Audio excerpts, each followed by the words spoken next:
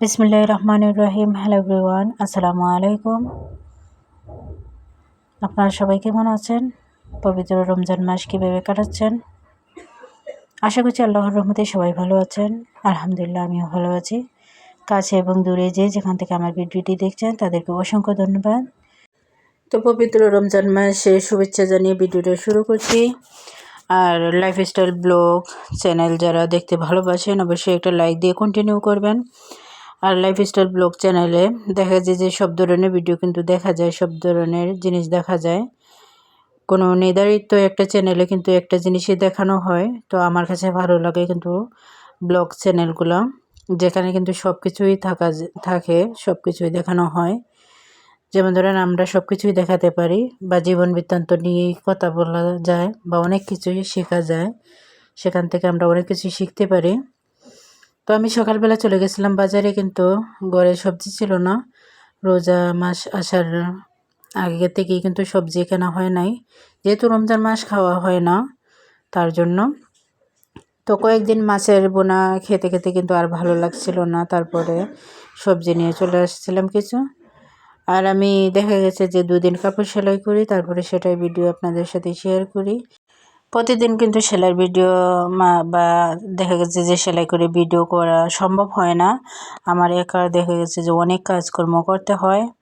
আর তাছাড়া আপনারা জানেন, হেল্পিং হ্যান্ড ছাড়া কিন্তু কাজ করা খুবই কষ্টদায়ক। আর আমারও কিন্তু অনেক কষ্ট হয়, তারপরে অনেক কষ্ট করি নিজে একটু সুন্দরভাবে সুখে থাকার জন্য, স্বাধীনভাবে থাকার জন্য, কারো কাছে হাত যাতে না পাতে তার জন্য এত কষ্ট করা আমার। তো এই যে দেখেন, এই ড্রেসগুলো কিন্তু খুবই ভাইরাল হয়ে গেছে। আমি এগুলো সেলাই করতে করতে বোর হয়ে যাচ্ছি, কিন্তু অনেকগুলো কয়েকবার আমি এগুলো সেলাই করে দিয়েছি, 5 সেট 10 সেট করে এরকম সেলাই করে করে দিচ্ছি। এখনও আবার দেখা গেছে যে কয়েক সেট চলে আসছে সেম ডিজাইনের, সেম কাপড়টাও কিন্তু আমি বেশ অনেকগুলো কাপড় নিয়ে এসেছিলাম। দেখেন সেম প্রিন্টের অন্য একটা কালারে, সেটাও আমি দেখিয়ে দিচ্ছি। আর এটাও কিন্তু খুবই সুন্দর হয়েছে জামাগুলো। একই ডিজাইনের জামা প্রত্যেকে এখন এই জামাগুলো খুবই চলছে, আর এই সেম কাপড় দিয়ে কাস্টমারের আবার দেখা গেছে যে কিছু কাস্টমার আছে যে একজন যদি সেম প্রিন্ট দিয়ে পরে, তো বাকিরাও কিন্তু সেম প্রিন্টটাই খোঁজে।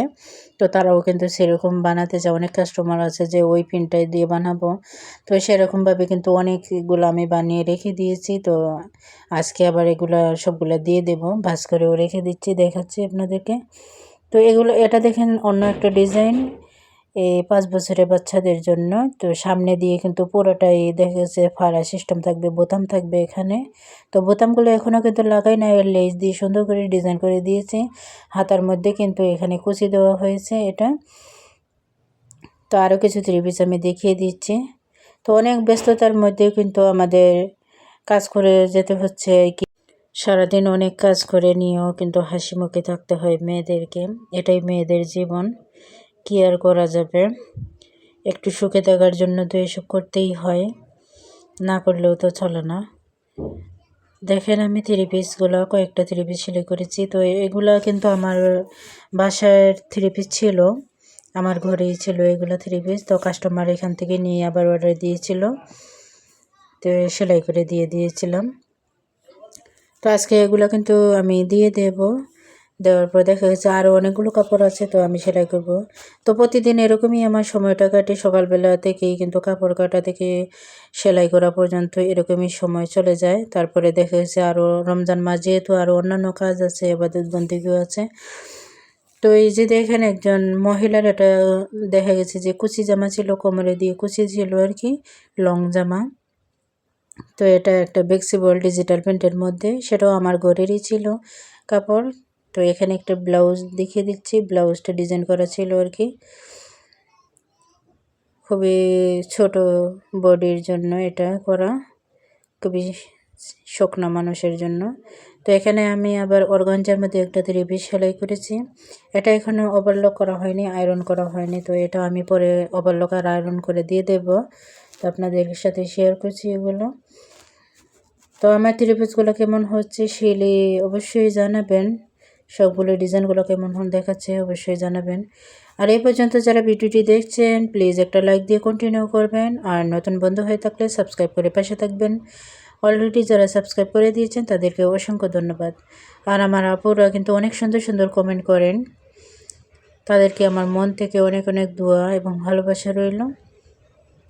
আমি কিন্তু এত ভালো ভিডিও বানাতে পারি নাই, আমার অনেক আপুরা কিন্তু অনেক সুন্দর সুন্দর ভিডিও বানান, অনেক সুন্দর করে কথা বলেন, তো আমি কিন্তু পারি না। ইনশাল্লাহ হয়তো সামনে পারবো, এই আশা রাখি, এ নিয়ে কাজ করি। তো সবাই আমাকে সাপোর্ট করবেন প্লিজ। আর সাবস্ক্রাইবগুলো উঠিয়ে দেবেন না, অনেকে হয়তো সাবস্ক্রাইবগুলো কেটে দেন, জানি না কেন এরকম করেন। আমার অনেক সময় যে ব্যস্ততার জন্য দেখা যাচ্ছে আপনাদেরকে হয়তো বা সাবস্ক্রাইব করতে পারি না। আপনাদের কাছে একটাই অনুরোধ, যারা সাবস্ক্রাইব করবেন একটা কমেন্ট করে রাখবেন। আর যদি দেখা গেছে যে স্মরণ না থাকে 24 ঘন্টা পর আরেকটা কমেন্ট করে দিয়েন প্লিজ, তাতে আমার স্মরণে চলে আসবে আর আপনার চ্যানেলে গিয়ে আমি সাবস্ক্রাইব করে দিয়ে আসবো। দেখা গেছে অনেকের সময়ের ব্যবধান থাকে, সময় হলে অনেক সময় মনে থাকে না, বা সময়ের আগে মনে হলে কিন্তু সেই সময়টা দেখা যাচ্ছে এখনও হয়নি। তো আমি ইফতারটা আজকে দেখা গেছে বিকাল থেকে শুরু করছি, যেহেতু আমার অনেক কাজকর্ম থাকে, আমি ইফতারি বানাতে চাই না। প্রায় সময় আমি নর্মাল খাবারগুলো খেয়ে নিই ইফতারের সময়। আমার কাছে মনে হয় যে ইফতারটা করলেই হলো, ইফতারের সময় পেঁয়াজি দেখা গেছে বুট বা বেগুনি খেতে হবে তার কোনো মানে নেই। তারপরেও কিন্তু আমরা বাঙালি জাতি, যেহেতু বাংলাদেশে আমাদের জন্মগ্রহণ, তো পেঁয়াজি এগুলো আমার ঐতিহ্য হয়ে গেছে আমাদের আর কি। তারপরেও কিন্তু খেতে হয়, কেউ না খেলেও কিন্তু, একেবারে না খেলেও কিন্তু কিছুটা খেতে হয় আর কি আর করা যাবে।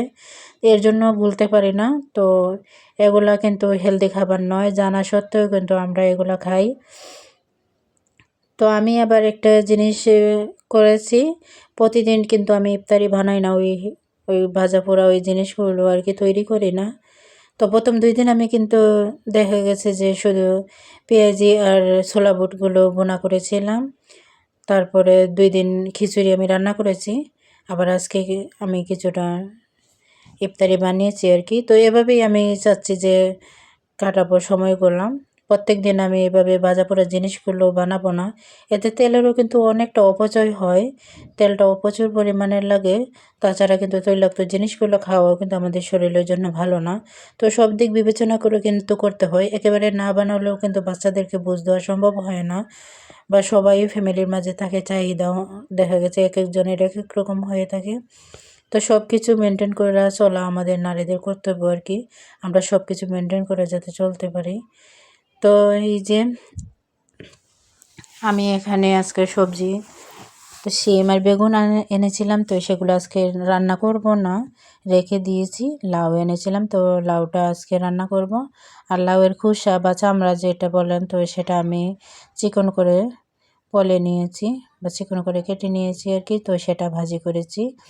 তো অন্যদিকে আমি কড়াইতে দেখা গেছে যে বসিয়ে দিয়েছি বেগুনিটা। তো রোজার এই প্রথম কিন্তু আমি বেগুনি তৈরি করছি। এর আগে কিন্তু আরও 4টা রোজা চলে গেছে, তো আমি তৈরি করি নাই কিন্তু। তো আজকে আমি তৈরি করছি ইফতারিতে। আমার কাছে অতটা মানে সময় নেই করার জন্য, তার জন্য যেটা খুবই সহজ হয় সেটাই আমি করতে থাকি। তো আজকে ভাবলাম যে বাচ্চাদেরকে না একটু করে দেই, ওদেরও তো চাহিদা দরকার। দেখে গেছে যে আশেপাশের বাসাতে যদি করে তাহলে তো মন খারাপ হয়। তো রান্না করতে করতে কিন্তু আমার পাশের মানে একটা রুম পরেই তো হরেক মাল যারা বিক্রি করেন ওই ভাইয়েরা কিন্তু থাকে। তো আমি যেহেতু বের হই না, আমার দেখাও হয় না। তো আজকে একটু বের হয়েছিলাম রান্না করার ফাঁকে এই 10 মিনিটের জন্য। বাসাটা বেশি দূরে না, আমার 1 রুম পরেই। তো ওনারা আবার বিক্রি করেন, যেহেতু এগুলো আমার চোখে পড়লো, তো খুবই আমার কাছে ভালো লাগছিল। তো দামটা কিন্তু খুবই সস্তা ছিল। এটা এই রেটটা কিন্তু 100 টাকা ছিল। তো খুবই ছোট, এটা হয়তো আমার চাহিদা মেটাবে না, এত ছোট। তারপরে মানে এটা খুবই সুন্দর লাগছিল, তো আমি নিয়ে আসছিলাম আর কি, আমার কাছে ভালো লাগছিল। তো ছোট আর বড় কিন্তু আমার কাছে ভালোই লাগে। আর মেয়েদের তো জানেন সব কিছুতেই লোভ, সংসারের প্রত্যেকটা জিনিসের প্রতি কিন্তু লোভ থাকে, যা দেখে দেখা যায় মানে সেগুলোই কিনতে মন চায়। কিন্তু আমার মতো কিন্তু প্রত্যেক মেয়েরাই কিন্তু হয়তো এরকমই, আমি বিশ্বাস করি। তো আমারও কিন্তু এই যে দেখেন আমি এটা রেকটা সাজিয়ে নিয়েছি আর কি, এটা লাগিয়ে নিয়েছি, জয়েন করে নিয়েছি। তো এখানে রেখের মধ্যে আমি আবার দেখেন টমেটো আর আদা রসুনগুলো রেখে দিয়েছি। তো কেমন হয়েছে রেকটা অবশ্যই জানাবেন। আর সাথে কিন্তু ছোট ছোট 2টা বক্স এনেছিলাম, আর মেয়েদের জন্য 2টা ব্যাংক এনেছিলাম ছোট ছোট, ওরা মানে টাকা যাতে জমাতে পারে তার জন্য আর কি। তো এই যে আমার ইফতারিটা আমি বানিয়ে নিয়েছি,